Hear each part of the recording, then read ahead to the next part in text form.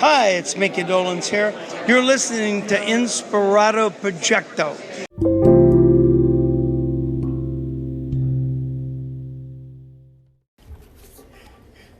Colin Shoemaker, I was going to loan you my Criterion Collection DVD copy of Fiddler on the Roof with DVD commentary by Norman Mailer, with an additional sermon by Rabbi but you are out of the club. Well, at least 1/4 of you is here. He's not even in the room, is he? No. Maybe 1/4 of his soul. I am a full-fledged Jew, so looking at this tree right now, it's kind of the moment in Hellboy when he kind of actualizes and the horns grow out and he realizes he's Satan and that's basically what's coming out from the tree. Anytime a Jew enters Christmas tree area, it's basically a vampire and garlic and all that stuff. So just bear that in mind. Next time you're throwing a holiday party and you invite Rabbi Shoemaker or someone of that nature into your home. So there's no joke there. Everyone good? Let's heat the room up a little. Sure, why not? What the hell? I'm trying to think. I do this motion. I don't have to poop on stage, but I could for a laugh at this point. This fucking goddamn cemetery is a fucking comedy club. You want me to take a fucking shit up here? I will, folks. Put a fucking $5 bill right there so I can get my money back, and I'll fucking dump all over this goddamn stage right in front of the Christmas tree and all that it represents. Thank you. Satan, Satan, Satan, Satan, Satan Claus. There, I'm an offensive comic. Hey, I'm edgy. Check me out, I'm an edgy comic. Gonna poop on the stage. Yeah, edgy. Just took a laxative too. Fussy. I like dancing. I can dance for you a little bit. Here we go. Corey Hogger, this one's for you. I guess I was too needy in my last relationship. I wanted anal too soon from my mixed race girlfriend. She thought it was impressive that I wanted to go out to be a rabbi, but I wasn't going to do it because I can't afford Hebrew school. She found it seductive that the Big Lebowski comes in and it's really good and she loves it, so she gave me a great hand job without oil.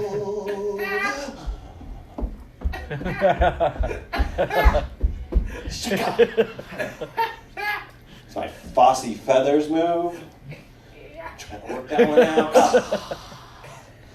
I got it at the rewards program for Target. And giving out lots of stuff this year. Hey, everyone good? Hey, crowd work, how are you? Great!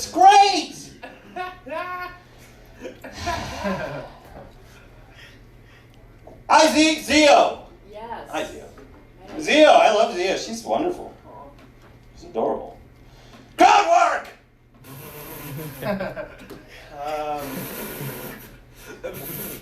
Corey Hogger, you know it's funny when Corey Hogger goes into an asthmatic fit right there, right in front of you. Table 40. 2 gas X on table 40, please. Corey Hogger, ladies and gentlemen. Do I have any material at all that I want to work on? This is my yacht rock joke. I'm finally at the age where I can listen to Lionel Richie unironically. Thank you. All night long. This music really speaks to me. I don't know what it is. My joints are stiff. My arthritic hip really appreciates this Lionel Richie song finally. I don't know what it is. Arnold Palmer's all around. Am I right? We are lucky. We got the keyboards for Yachtley crew in the house. Mr. Stony Shores over there. Talk to him about Yachtley crew. No applause. You got to earn your chops in here, Kurt, just like anything else.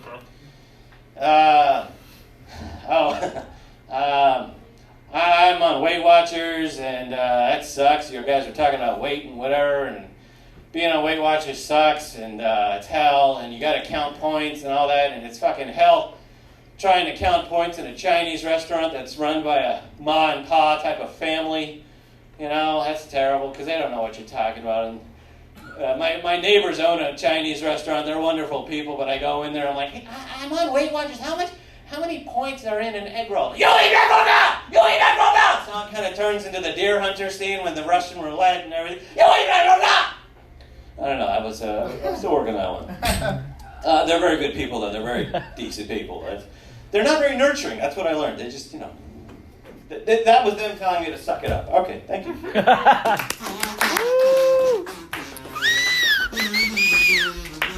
Woo! You have full carte blanche. Whatever you want. Boy, thank you. So you just heard Craig Spivek, one of our favorite returning champions here to Inspirado Projecto, who we hang out with a lot at Sunderland Sun Space and all kinds of places, K-Chung Studio. So you just heard him at the Haha Cafe open mic. And so we're here with Craig right now. And this is something I want to ask you, Craig. And I asked you the other night, but we just didn't get this recorded. Is in the movie Swingers. So in the movie Swingers, we hear Jon Favreau's character talk about, he's a stand-up comedian, and the whole reason why he came out here to California is that, in his words, he thought that comedians were being given out, sitcoms like candy. He mentions the Ha Ha Club, I think. Do you think that is in reference to this place in the movie? I never thought of that. This facility, in its earlier incarnation, was in existence in North Hollywood, so it's a possibility that I'm sure it was in the ether that he knew it was in existence. Let me get him on the phone, and Is this place a legendary place? I mean, is it something that's been around a while? Yeah, I think it is. We've talked about that.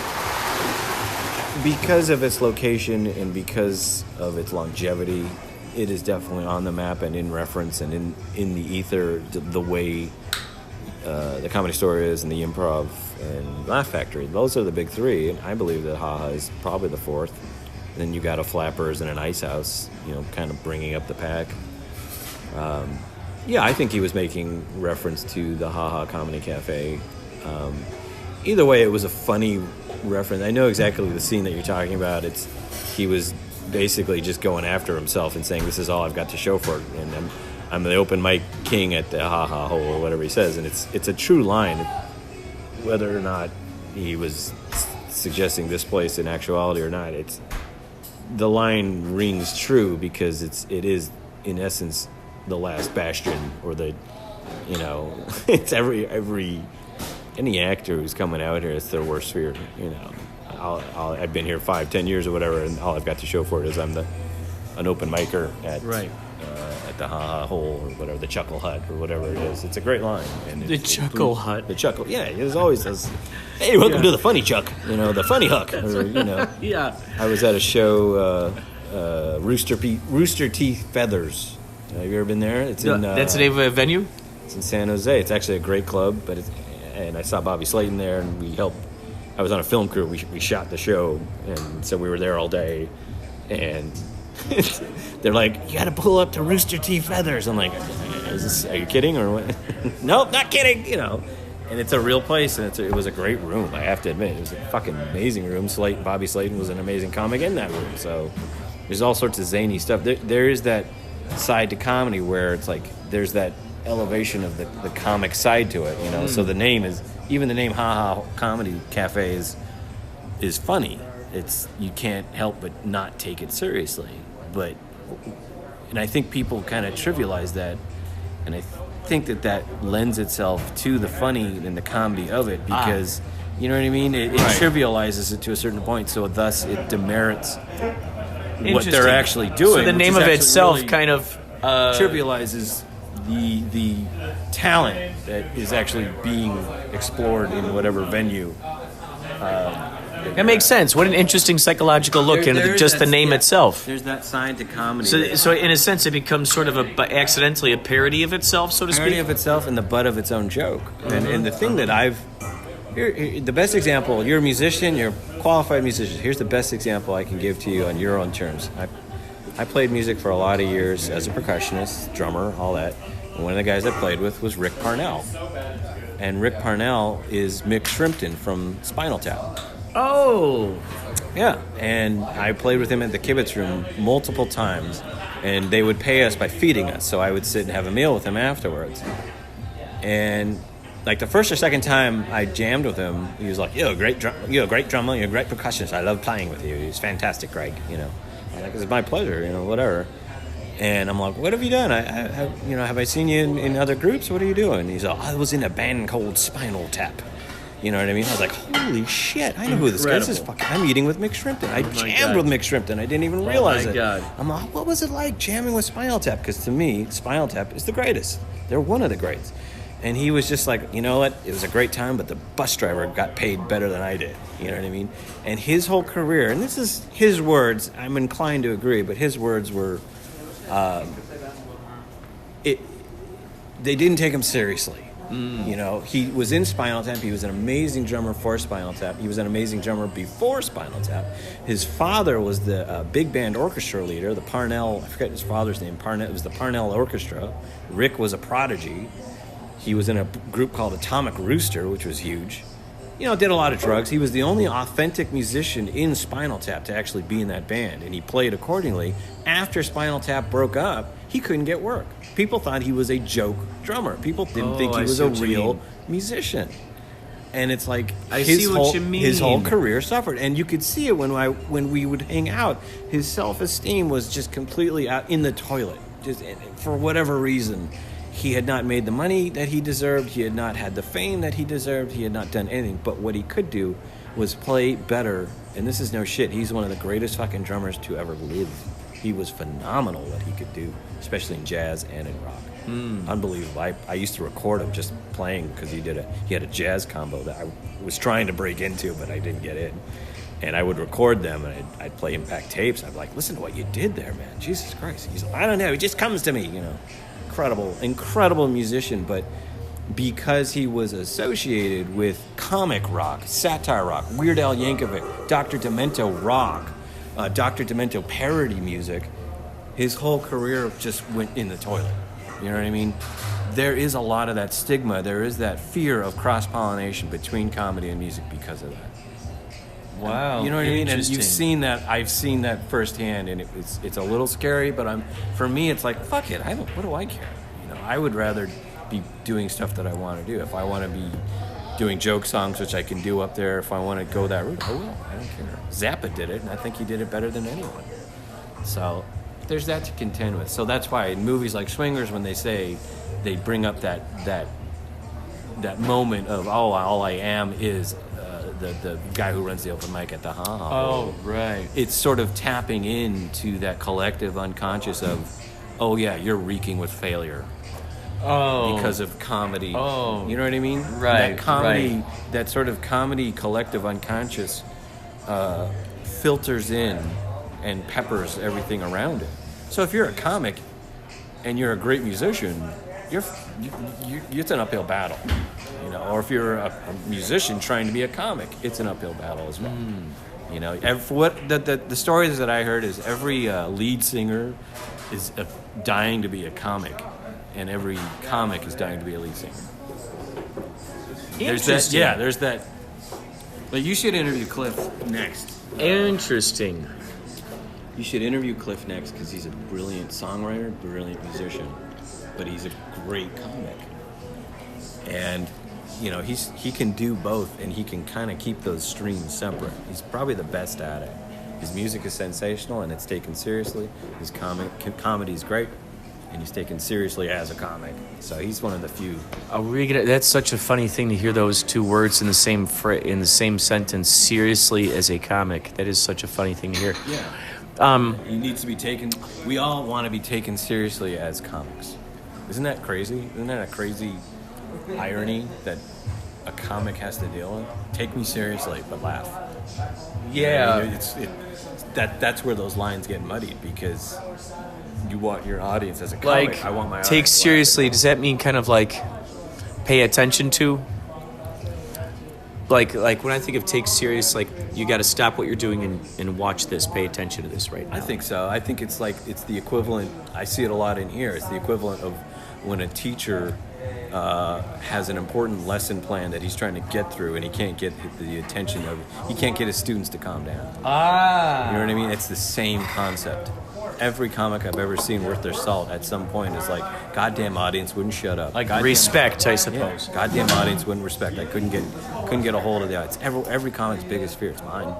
I can't get. The crowd is so unyielding and disrespectful because in their eye, oh, it's a comic. Fuck him. We don't have respect for him because he's zany. He's a clown. So you want that baseline of respect so that they take you seriously enough so that they're quiet. So take your zaniness seriously. Right. So that take your zaniness seriously enough so that they're quiet and they listen and then they laugh, which is the desired effect. I'm fascinated by that irony. You know what I mean? It's like it is quite irony. You know what I mean? Because you kind of, as a comic, when I'm on, just now when I did that set, it's like, all right, I have to do some. I'm not going to do material because no one's listening. This is fucking Darwin's waiting room here, man. This is. But it's fun because you get to cemetery and it doesn't know it. You know what I mean? You get to entertain yourself up there, which is so funny to walk in a room and for a bunch of people who do funny stuff to feel sort of like this dismal, this sort of dismality. Oh, it was horribly apathetic and blah. That's why I'm glad you made it because it's like. That's the honesty that I want to portray. Well, like this is supposed to be a playground, though. Like this ought to be the most exciting. Like, oh my god, we get to do this again. Like, yay! I'm imagining that. Yay! That's exactly it, though. It's like, oh yay, I get to step into that. Yeah. You know. So. Well, listen, I gotta bust out of here. I have to go to Philly Ocean's. That's it. Christmas party now. Ocean. Well, give my best to Mr. Ocean. Big fan. Where can people find you? Where can people find you? C Spivek on Instagram. That's where I'm at. That's all it is. Spivek. Yeah. And, of course, the Craig Cast on Anchor. We're fellow Anchor podcasters. That's right. Tune in, folks. Tune in.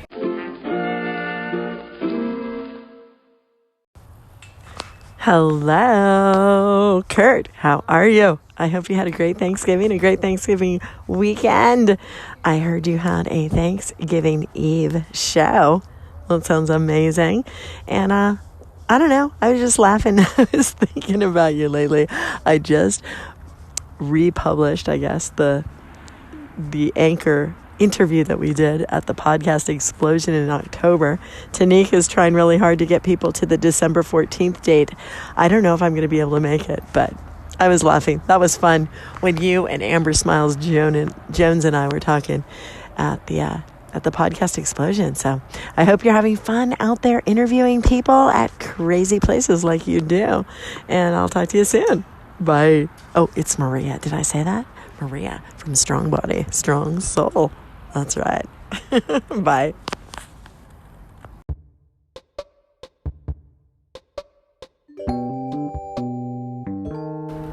Maria, thank you so much for that wonderful Thanksgiving message. I know the time at which I put this up onto the podcast is not anywhere near the time in which you sent it, as is such, and common with this podcast. It's very time travel-y. Very time travel-y. Weebly wobbly. Timey-wimey type stuff. Thank you so much for that Thanksgiving wish. Happy Thanksgiving to you. I had such a great time with you and Smiles, Amber Smiles, at the podcast explosion. It was a lot of. Was she recording too? I can't remember, or was it just you and I? But I thought it was really cool, this simulcast type of idea. So if anyone goes to, actually anyone who's listening right now, if you go to check out Strong Body, Strong Soul podcast, which Maria Humphreys is a part of, check out Strong Body, Strong Soul podcast, and then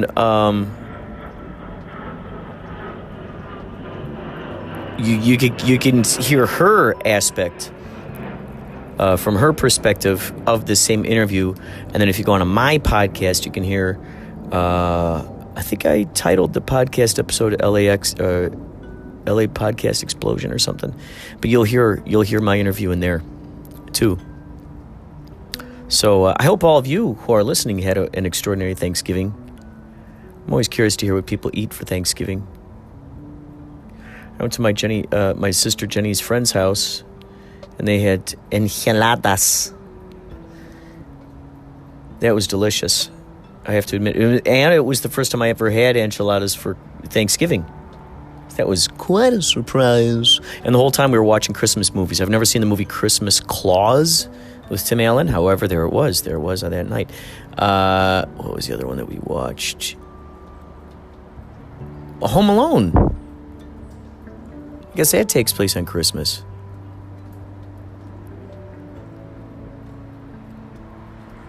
Yeah, I guess that takes place at Christmas. So, anyway,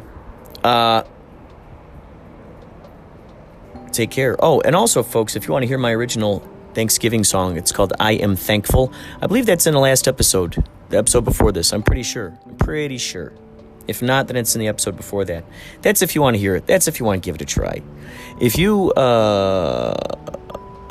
keep following that inspiration, I can definitely guarantee you that you will continue to find more and more exciting ideas, more and more exciting creations, more and more imagination. There's more of that came from. I had this idea. There was something I just saw on Twitter. It was a GIF, and it was a yin-yang. So it was a screen. It was like a grid of all tiny little yin-yangs, and each of those were spinning around.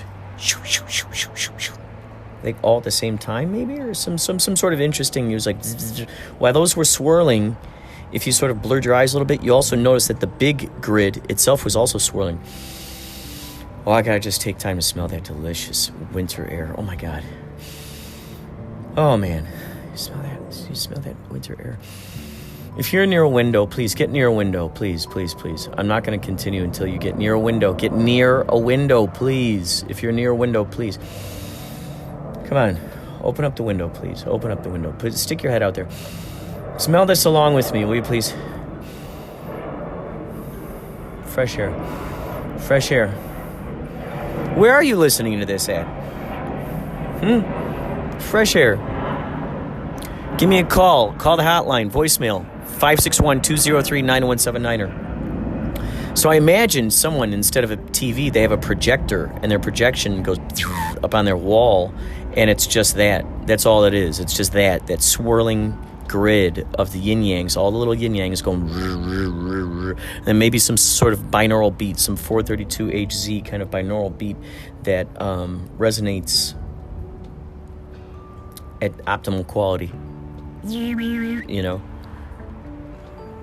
So while you're watching this, you're kind of hypnotized, but it conjures up a bunch of, it's like you're sort of making your own entertainment, so to speak, just by watching it, by looking at it.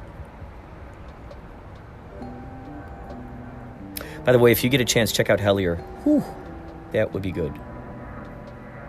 That would be good for you to see that. Hellier.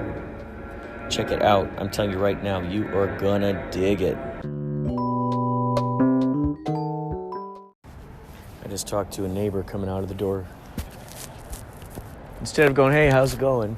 From now on, I'm just gonna start asking him, other questions, like when was the last time you were abducted? And I go, how are you doing? He's like, hanging in there. But that's such an interesting response, hanging in there. Hello. Great, how are you doing?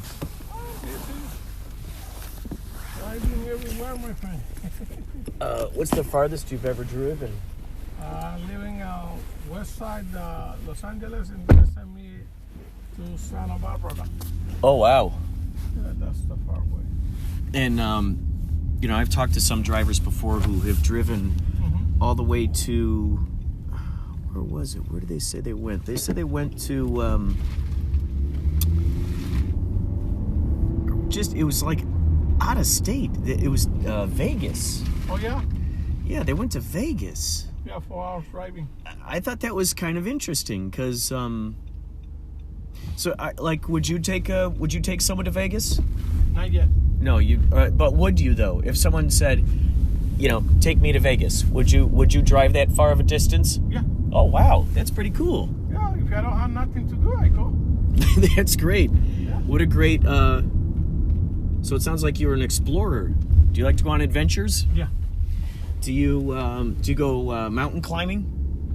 Not much. I never do that, but I tried. You've tried mountain climbing? I'm trying if I had to do it. Wow. I'll not do it. Do you explore caves? No. Not that. Do you hike? Not much. No. No, exercise, I quit. You quit exercise? Yeah, I quit for everything. Do you enjoy driving? Yeah. That's what my favorite right now, though. Driving. And what do you like to do in addition to Uber? What else interests do you have? Do you like to write? Do you draw? Do you play instruments? Well, not instrument right now. I stopped to do everything right now, though. You used to play? No, not play. I do soccer and I do gym a lot. Oh, gotcha. But not much anymore because I have a problem in my knee. Oh. And I don't want to get trouble with that one, so... Did that happen from soccer? Yeah. That's why I stopped to do it. Oh. Now, have you ever done a bicycle kick? One of those crazy ones? Yeah. I've always... No. Over your head, over the back of your head? No. You know how they do I never that? do that. I do bicycle for 3 years, but I never do that one that you told Never me. done the bicycle kick where you kick it in the goal. goal. Man, I've always admired that kind of precision and accuracy, and because there are so many things in that, you gotta have to figure out where the heck you're gonna be kicking that into the goal. I mean, if it's behind you, I mean, God, what a crazy thing. And then, so then, first of all, to be able to even kick it while it's coming at you, flip it upside down without breaking your neck, kick it into the goal. I mean, holy cow, so many circumstances. The other way, you're going to hit your neck, right? Wow. I mean, whoever did the very first one of those was very brave. I mean, that, like, how do you practice for something like that? That's very intriguing to me. Yeah. How do you practice for something like that? Correct. So, you've been doing soccer for a long time? Yeah, I do it a long time ago. Right now, I stopped it like 3 or 4 years ago, though. What was your favorite position out there on the field? Well, it's the middle one, defense. Defense. I like defense too. When I used to play soccer, I would always do defense. I always wanted to try to keep it out of the goal. I'm like, okay. And it was such That's what I do. it was thrilling. It was pretty cool to be like, all right, I'm defending this. Yeah, a long time ago, I'm not doing it, though. Either I don't watch TV or soccer, Right. Oh, right soccer's. now I spend more time in here, though. Mm-hmm. Do you ever listen to soccer games while you're driving? No. What kind of music do you usually listen to when you're driving? Right now, you see, it's off. Oh, so you usually drive around without music? Yeah. Wow. Do you feel that it's kind of a meditative state of mind? It's this. Sometimes for me, I don't have a concentration. That's the point, though. Because when you listen to music, you got concentration with the music, and then you forget everything. That's my thing, But I hear some guys, they're driving, listen to music, they're going like this. Oh, this is the street, yes. Wow. Oh, I see what you mean. Yeah, dancing around, being crazy. Yeah. And they make accidents like that.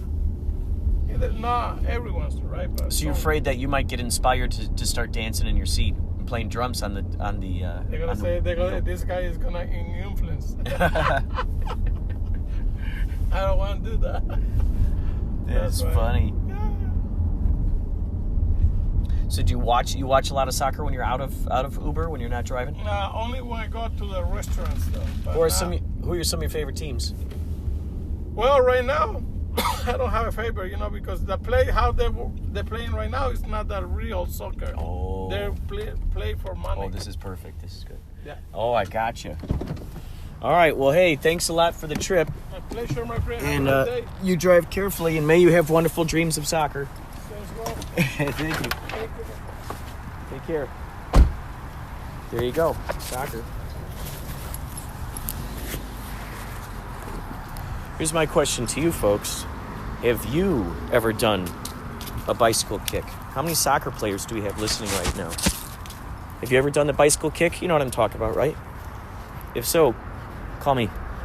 561-203-9179 or give me your story on the voicemail, toll free.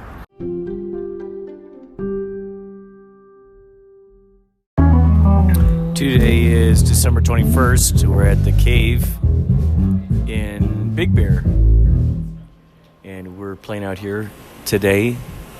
Also, You can hear the guys doing a little sound check back there.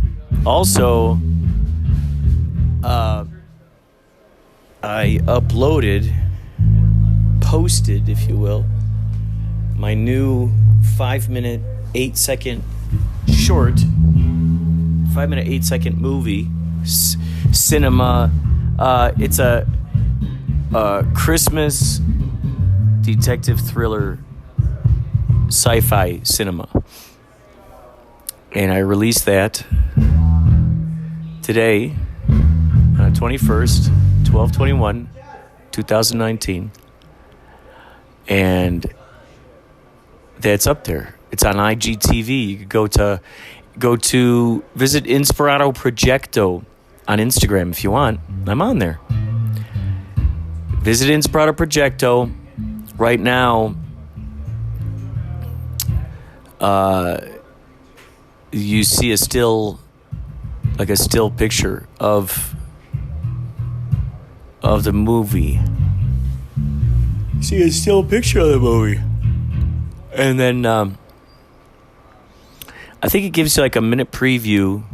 And then if you want to continue watching it, you got to click something. And then you can continue to see what it's all about. IGTV, baby. IGTV. And, yeah, IGTV. Santanitas.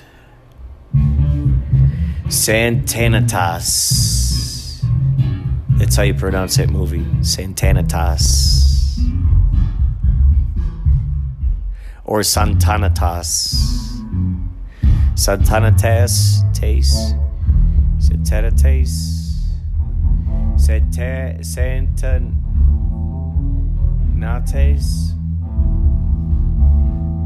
Santanatus. So that's up. You can check it out. See if you could solve it.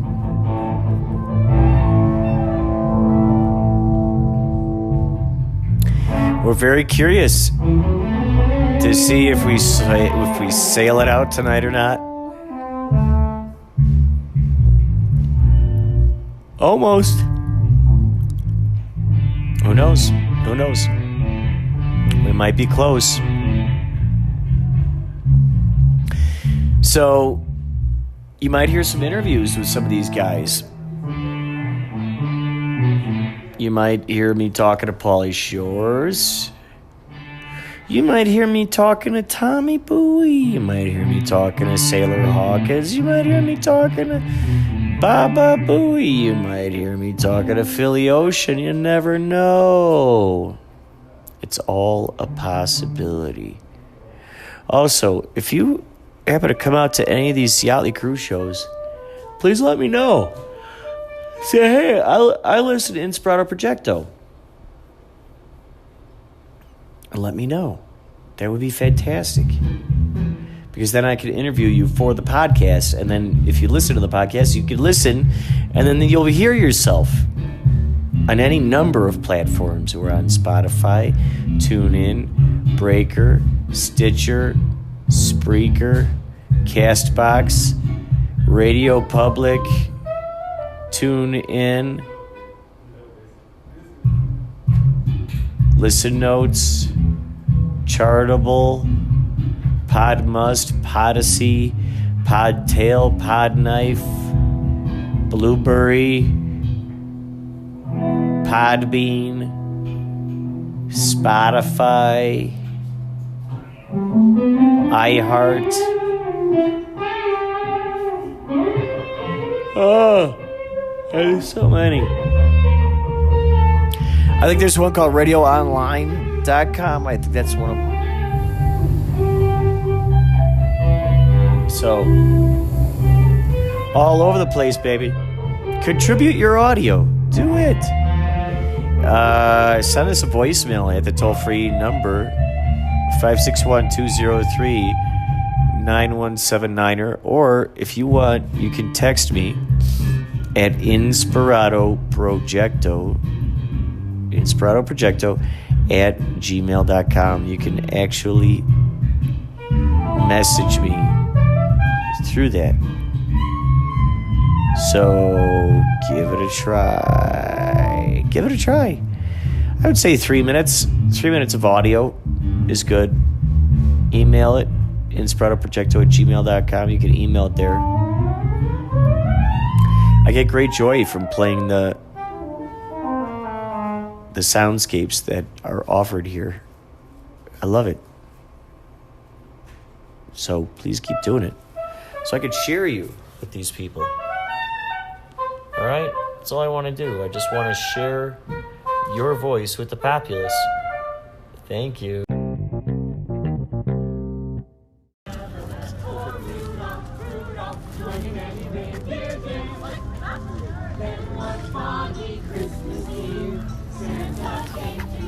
Ho, ho, ho.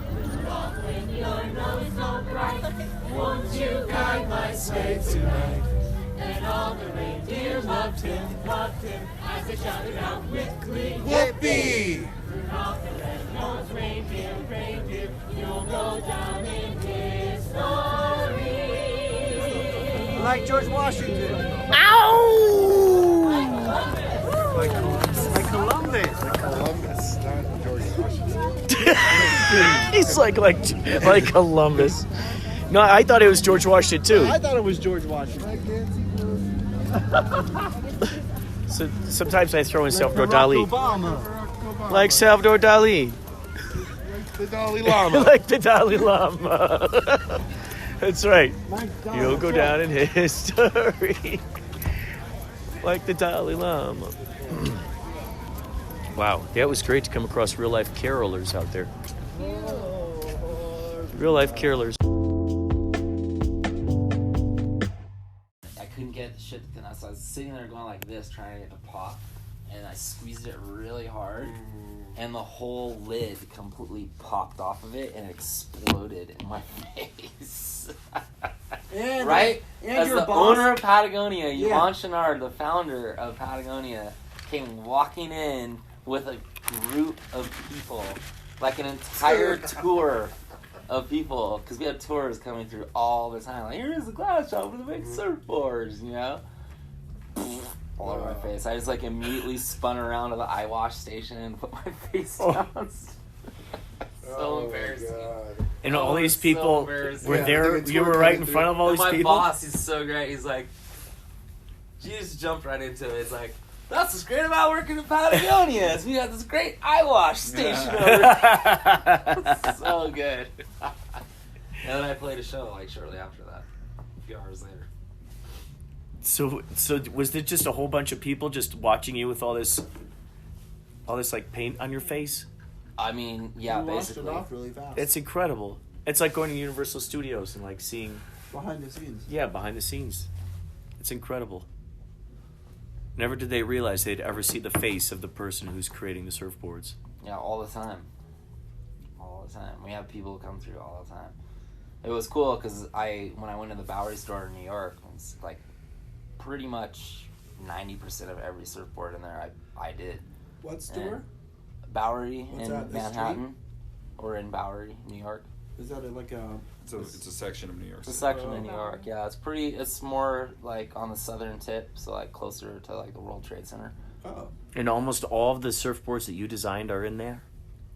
In Almost that every single shop? surfboard in there I did. Yeah, almost every single one. Do they? How long has it been there? All of your stuff. All the surfboards you created. Since I started working there.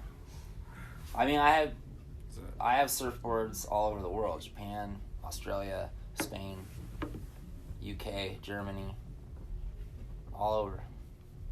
How many surfboards do you figure you've created? How many boards have I made, like in my lifetime? In the thousands. I don't know. Wow. In the thousands. Probably 12,000 or more. Wow. How many times have you seen your surfboards out there in the wild? In the wild? Not much, actually. So you haven't gone to a beach and you're like, what? Well, that yeah, dude's, he's riding my my surfboard. home beach, yeah, but like whatever. It's cooler to go somewhere like New York, and like this one actually also. So all my favorite like art designs have come out of New York for some odd reason. I don't know why it is, but this other one was like my very, very favorite. And this girl got it in New York. So bitchin'. So do you always know like the people who get your boards? I don't know, not at all. She just so happened to tag FCD. I love so it. I saw it. No so I wonder started why you following love this her. one. This is great, man. It's like the galaxy. These are like comets shooting. Yeah, through. the colors remind me of. God, what was these are that great. artist? These things are like planets here. Drawing a blank on the artist. Never mind. I always do that. Oh, you're inspired by an artist? It just reminds. I wasn't inspired at all when I Oh. did it, but after I did it, I looked at What it. was it? Van Gogh, maybe. Mm-hmm. Oh yeah. Right. The colors. Mm-hmm. Yeah. Van Gogh. This is my favorite. Wow, the greens and the blues. Those are like my favorites. This looks like a blue eyeball or something. And this one over here. Whoa, too. yeah. Yeah. The blue eyeball.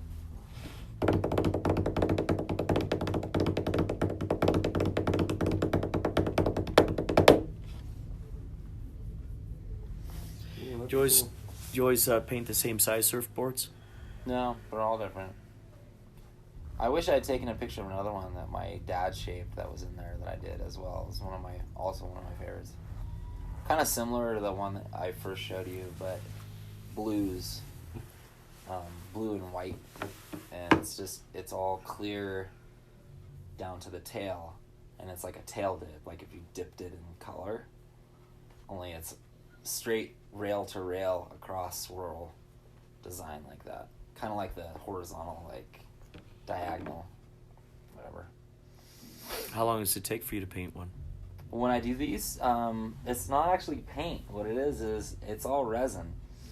So what it is just the resin stains, and what I do is I pick out my colors, and I have a master batch of resin, pour my resin into all my pigments, and I mix them up, and then I take a small cup, kind of like this, and I pour a little bit of my master batch of resin, and then whatever colors I decide that I'm going to mix together.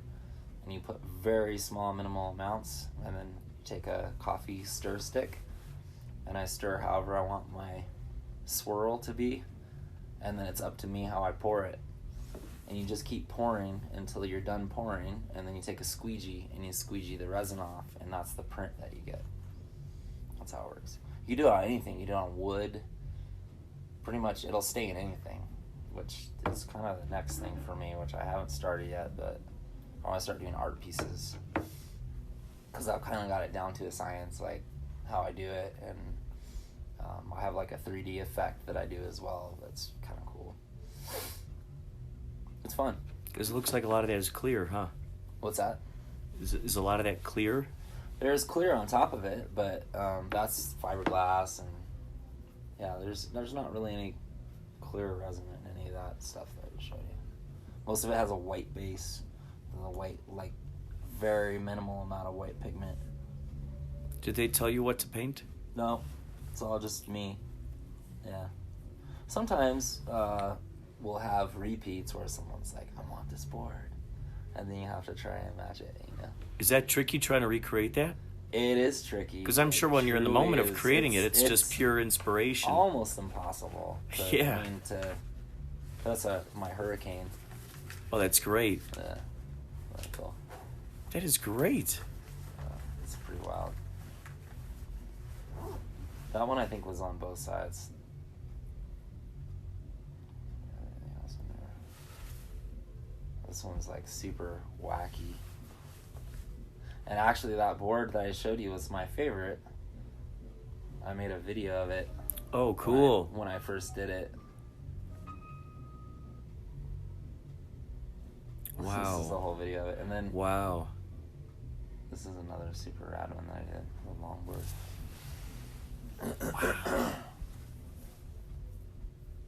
These are fun.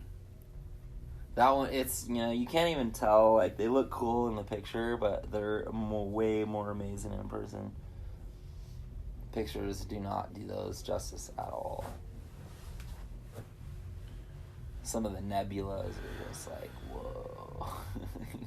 Chirp out. Yeah, nebulas for sure. There are nebulas on here. This is another one. Here, let me see. I'll show you the first one that I posted. It's so on here. cool. It's like flying comets. Or swimmers.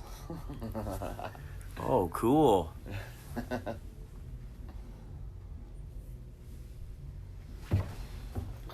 Yeah, some upcycled art that I still haven't got to yet because I wanted to do this art piece of, there are these pieces of cardboard that literally just had resin like falling on them on the floor, but it has all these colors that are like straight lines, and the cardboard is a piece about the width of this table here, but about like that, see, and it's color going this way and that way, like both like crossways, and they're just like straight lines of lots of colors.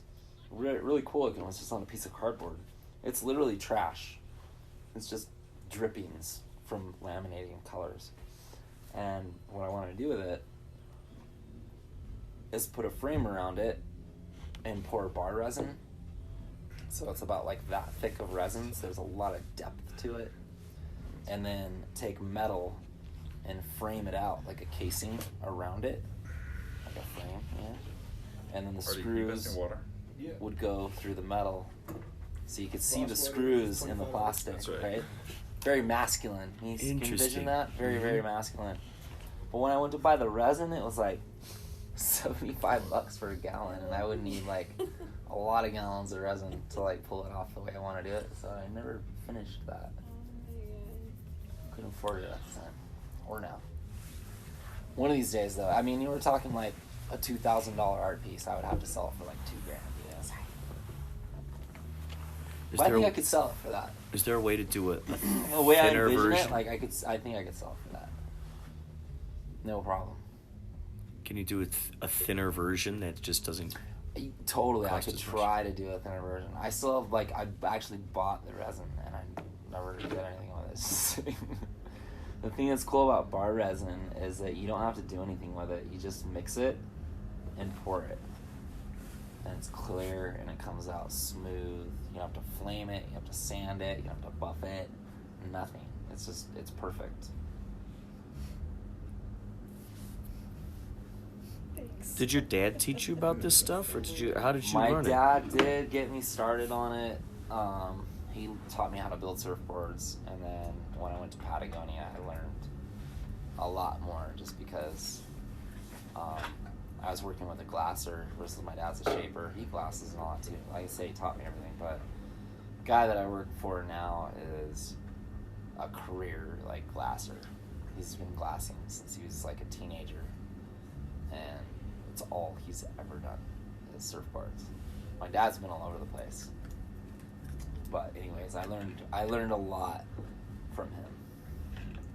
And epoxy, which is a whole other world that my dad didn't. I taught my dad how to do the epoxy stuff, which was kind of fun. Like giving back to my dad. But it's cool. You're trading knowledge. Yeah, exactly. Yeah. That's cool. So what's the deal with epoxy? How does that behave? Well, like I was saying, it's just to be honest with you, it's a slow kicking resin. It's a very slow kicking resin.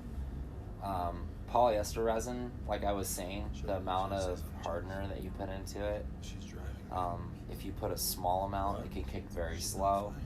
If you put a lot in, it can kick very, very fast, and you have to be on your A game. Because when you're laminating, if the resin kicks on you, you're screwed if you're not finished, right? Because what happens is it gels up, and you want it to be watery, You don't want it to be super viscous. You want it to be very, very thin. And before you're done. But you want it to be kicking, though. That's the other thing. You want it to be kicking when you're finishing. Because you want it all to stay, when you're wrapping a rail of a surfboard with a fiberglass. Because the way you do it is you do a bottom and then you flip it and you do the deck. Right? so you want it to be kicked. The point of polyester, because it kicks so much faster, it's a quicker turnaround time. Like the way that we do surfboards at Patagonia is we literally do one step a day. So I could do 2 sides in a day, but it would take hours and hours because it takes a good 2 hours just for it to fully kick off. Oh. But you want to go beyond 2 hours. You have to wait at least 4 or 5 hours before you can really do anything with it again. Mm. So in a work day, it's not really feasible, you know. How many boards do you have going on at once? You must have like a whole I'm whole only bunch. doing one at a time, but in a day I generally do 8. You generally work on 8 surfboards every day.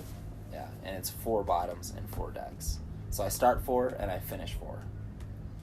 Before I start today, I finish tomorrow. That's how it works. It's fun. So how many surfboards do you actually have for yourself? For myself? Yeah. Not very many. I have Not very many, right? That's a good way of putting it. Not as many as drums. Because you still got to buy the material anyway, right? Even if you're making it. Yeah, I've been kind of fortunate on that end, but yeah, okay. But I enjoy making surfboards, but not that much. Right. Yeah. You know what I mean? For me, it's a job. Like, have you thought about making drums? Not really. You don't like? I don't want to make anything. Yeah. I don't want to play the drums. Yeah, I don't want to make anything. I don't want to make them. them. That's odd. I would like to make a guitar. I think I'd like to learn the art of like making guitars, for sure. But there's so much to it, dude. It's so much more than people realize. You know, it's not just like, oh, you cut the wood and then you put the strings on. It's like, no. You'd think it would be easy, huh? Yeah. It's crazy. Yeah, my friend actually, if I didn't work all the time, and all I did was drums, probably so. I would probably geek out on drums. I'd probably even make myself a drum kit, just for the hell of it. Yeah. Because if I had that much time on my hands, but I don't foresee that ever being a reality in my life. I just don't. And if I was to build drums, it would be me going to get a job at like DW in Oxnard, which I could do right now, but I don't have any desire. Oh, so you know how to build drums? Huh? You know how to build drums? I'm not saying kind of, yeah, a little bit. Really? I'm sure I could. Yeah, I'm sure I could build my own drum kit if I wanted to. But I'm not saying they would be like the greatest drums on the planet if I made myself. It's we just played our show at the Cave. We're going over to this place called Whiskey Dave's, and walking past Jack in the Box, and Chaz goes, "Want to go to the?" Or Pauly says, "Do you want to go to the drive-thru?" And then Chaz goes, "The dive-thru?" And then that made me think, how funny would that be? As if there was this thing called the dive-thru, where you order your food and you go in there and you dive into the window, and they give you your food, and then you dive back out the window. And I just imagine these people with these huge trays full of all this food in their arms, and diving back through the window and just go, brah, you know, all their food just falling over the place.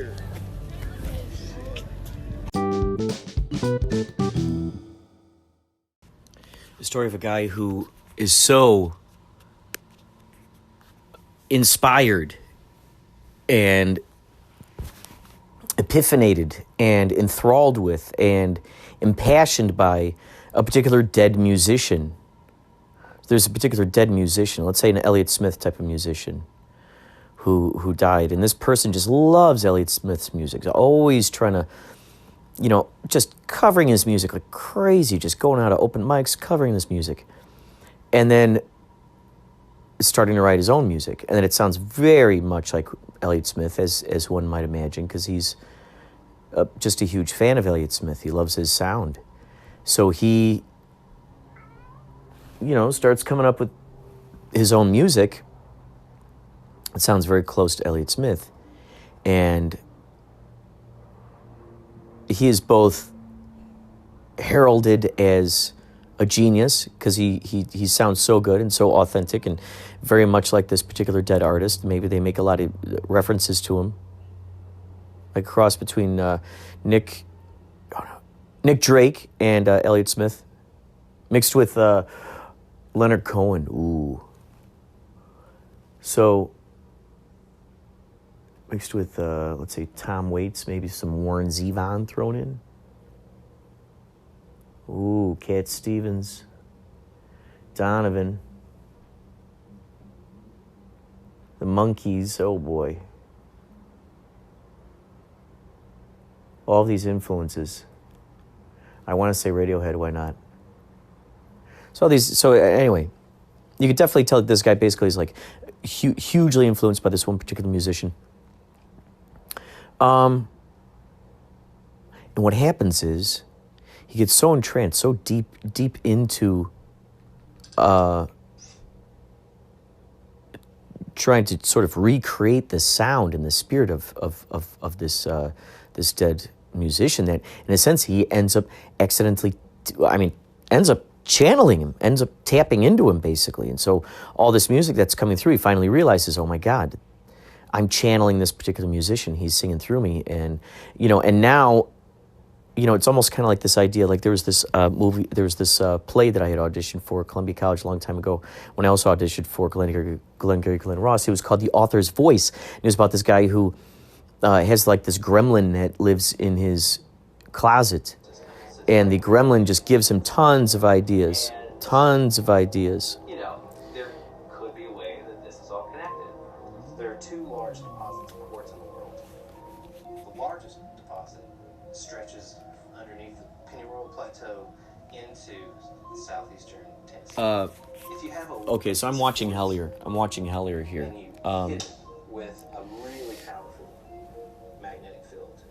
It creates this crazy. I'm still trying to figure out these elements of Cody. Anyway, I imagine that so like this play, The Author's Voice. He has this gremlin. The gremlin is writing all these extraordinary plays. So in a sense, let's say in the sense with this, the musician is channeling this particular, this budding musician, so to speak, as one might say, is channeling their favorite musician, and people are heralding him. Kind of like what happened with Elliott Smith. With a lot of people, they considered what his stuff was doing as Paul McCartney. Now I don't know if that ruffled feathers or not, or I don't know. Why should anyone's feathers get ruffled over one person's assessment or compliment over another person? They don't even have to use that as an arguing point. Well, these people say that, but I don't agree with it. Well, all right, we don't have, just let them have their opinion. You can have your opinion. And guess what? They're all equally valued. How cool is that? There's room for all of them. There doesn't have to be the reigning opinion. So,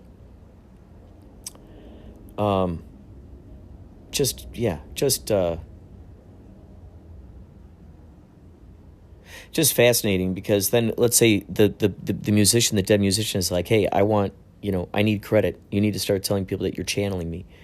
And the person's like, oh, no, I'm worried about that. I don't want to look like a weirdo or something. You got to tell him.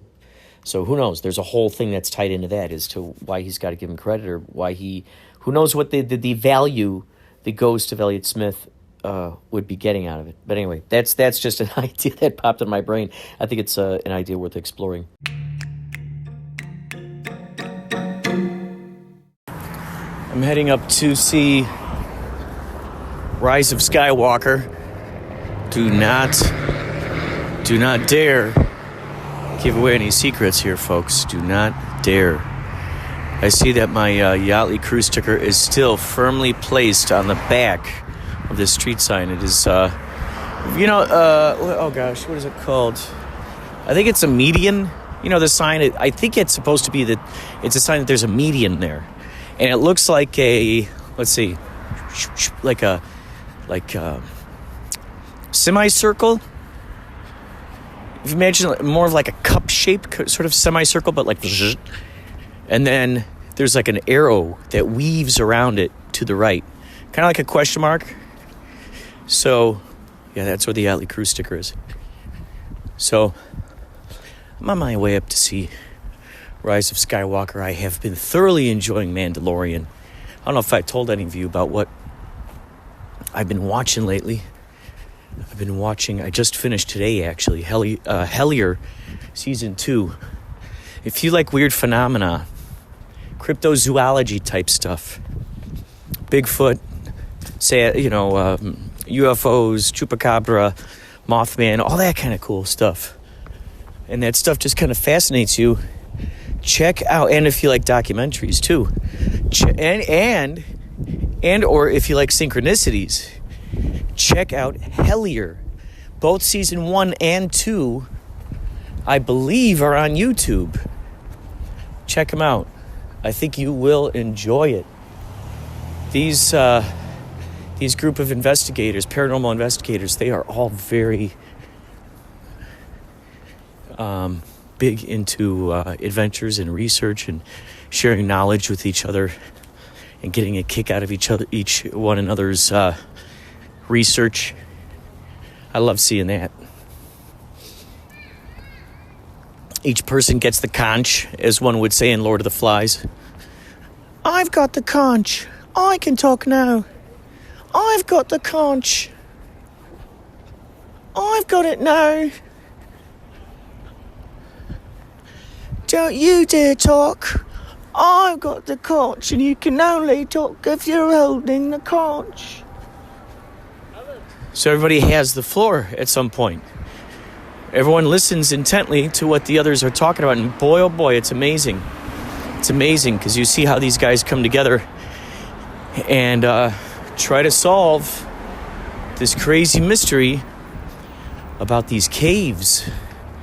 There's a massive system. If you there's something called the 57th parallel. Like we got longitudes and latitudes. So the 57th parallel, the idea is this: there's a whole system, cave system, that runs under there, and any town that is on that 57th parallel has historically encountered phenomenon.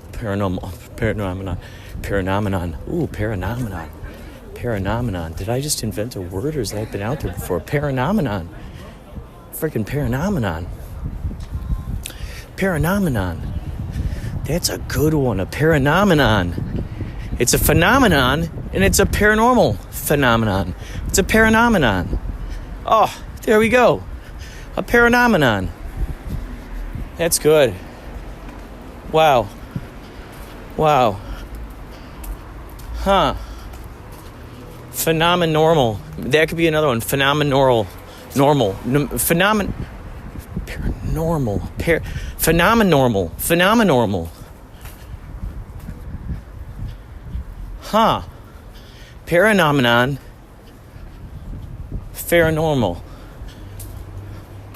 Phenomenon. Paranormal. Those are good words right there. So it's intriguing. You just got to check it out. So I was watching. Okay, so I finished season 2 Hellier. I watched Watchmen, which was really, really awesome. I saw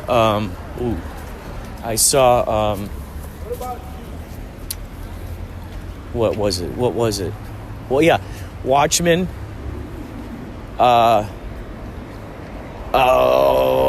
Mandalorian. Been watching that. Before that, it was they call it Money Heist, but really, it's called La Casa de Papel. La Casa de Papel, which I think translates to the House of Paper, which makes total sense because the whole, I think it's a Spanish like heist kind of show, basically, and it's a really good show. So yeah, I watched that. Oh, I've also been watching season 1 and 2 of Twin Peaks again, which then will parlay me into season 3. And I've just been having a lot of fun making stuff. If you check on my Instagram, I released over the weekend,